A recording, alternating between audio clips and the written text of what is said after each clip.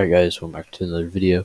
Alright, so I want to talk about the Lakers a bit. Obviously Anthony Davis got hurt.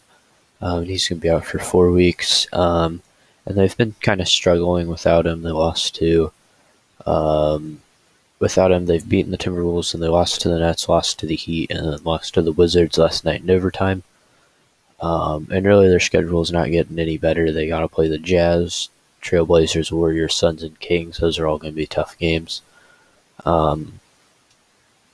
So, I mean, we'll see. But I want to talk about like what they need to do really. Obviously LeBron is playing fantastic. The freaking 10-year-olds on Twitter obviously have never watched basketball before, so their little copy and paste bull crap. And I think the best thing about him is LeBron doesn't disappear. I don't think there's not a single other guy in the NBA that doesn't every once in a while, maybe it's just a game a season, disappear. You know, like I can't remember the last time LeBron didn't score 20 points in a game, honestly.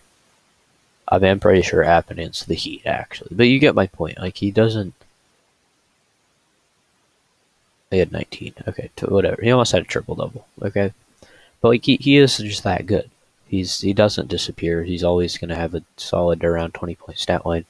But I don't think there's another guy in the NBA that you can count on that every single game of the season to have that solid of stats and bring the same thing every single night. And just not have a night out, you know? Like, just be able to keep doing it 82 games a year, and I think LeBron can. Obviously, the Lakers bench is kind of just melted into all of our heads at this point. They've been together for 2 years. They brought in, or I guess not really the Lakers bench, mostly just the Lakers minus AD and LeBron. Pretty much the whole team's just been melted into our brains the last 2 years, as ESPN will not stop putting them on television. But they are a good team, and they definitely deserve to be on television. Taylor Horton Tucker's a guy I really like. He's going to be a free agent. I want to talk about this a bit. I saw a few people comparing him to like a Tyler Johnson. I think he's going to get that type of money in free agency. I don't see that happening. I don't think there's a way he gets around $20 million. He's going to get paid, though, whether it's by the Lakers or someone else. I think it'll probably be by the Lakers. I think LeBron seems to like him quite a bit.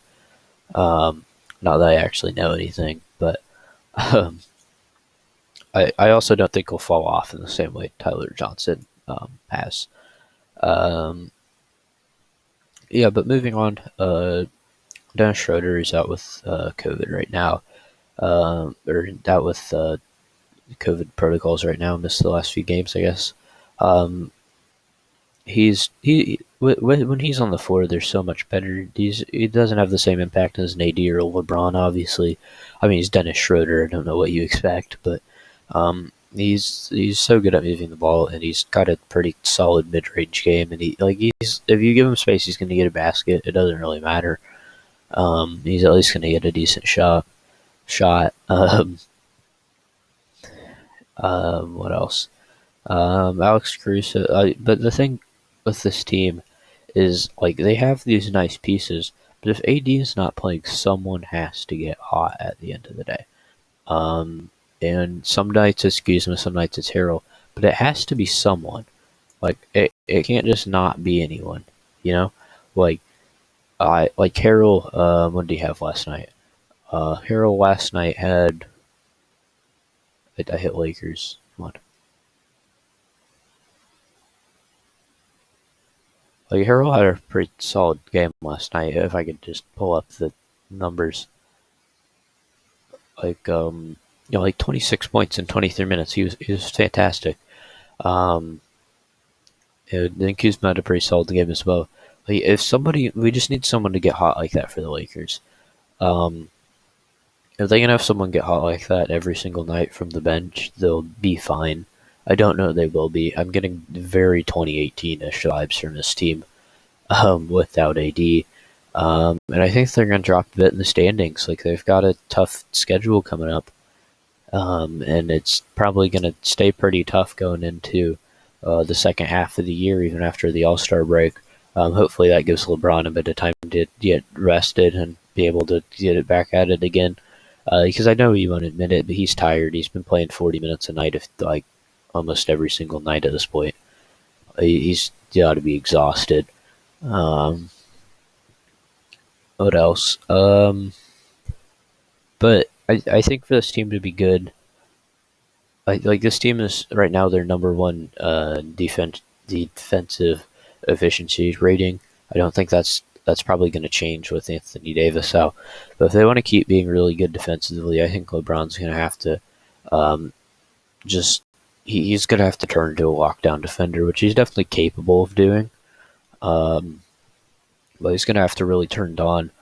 We can't see any of that one clip from 2 years ago with Kuzma shoving LeBron to make him play defense because he just didn't want to. Also, since I have it pulled up, Wesley Matthews had 26 minutes last night. He started, had a total of 1 rebound and 2 assists. So just, yeah. Now that I'm looking at it. But yeah, last night against the Wizards, it was actually a really fun game to watch, honestly. This Isaiah Thomas lookalike guy, I don't know, they must have brought him up from the G League or something. He looked a lot like Isaiah Thomas. He was just balling, you know. Had a triple-double. But he didn't have a triple-double. He had a double-double and 9 rebounds, I think. But, yeah, Russell Westbrook played well. Bradley Beal played well. I think the Wizards are on pace to have a pretty solid season. But the Lakers right now, they got to, if they can just get out of this without AD and still be a 3 or 4 seed, that'll be incredible. I don't think they can do it though. I mean, once you come back from All-Star, you're going to get another schedule, and like to me, there's only one team in the West I don't think could be a playoff team right now, and that's the Rockets and the Thunder. I think everyone else is still fair play, and yes, that includes the Timberwolves.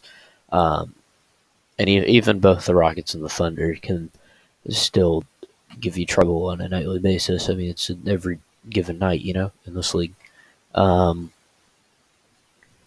else? I did when I watched the Wizards game last night.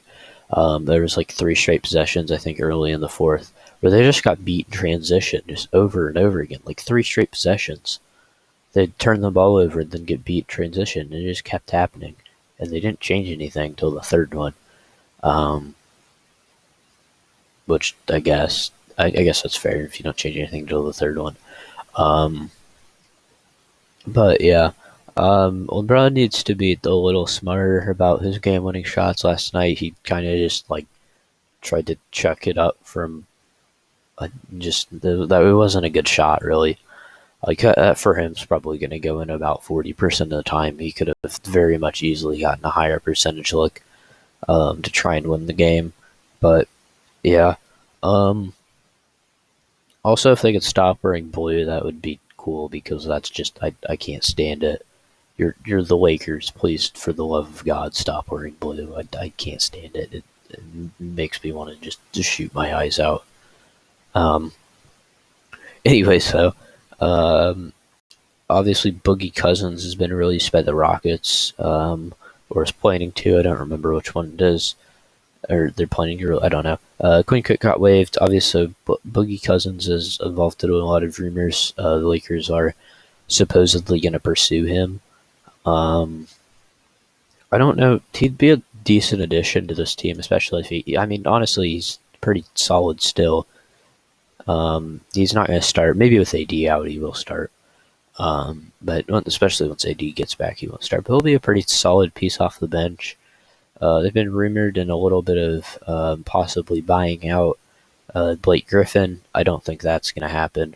But it'll be interesting to see. I think Blake Griffin would be a pretty nice piece for this team. I think Kyle Kuzma needs to be a bench player.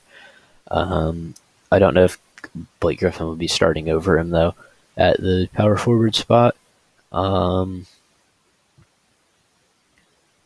think that's pretty much it for tonight, although Luka did just completely end the Celtics a few minutes ago, so that was pretty cool of him. Um, Also, before you go, just a reminder, Malik Beasley is averaging 20.2 points per game. So, yeah, you heard that right. Anyways, please like and subscribe, and bye.